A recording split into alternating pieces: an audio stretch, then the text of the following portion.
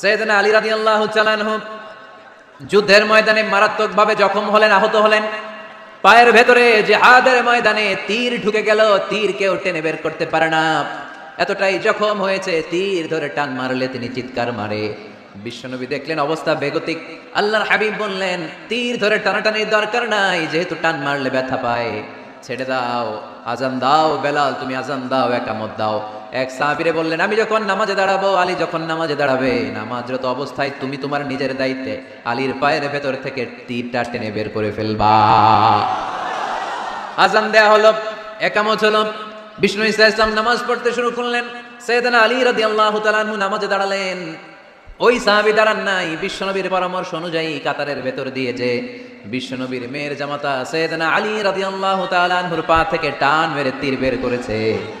টান দিয়ে তীর খোলা হয়েছে, কিন্তু সাইয়েদনা আলী মুহূর্তের জন্য টের পান না।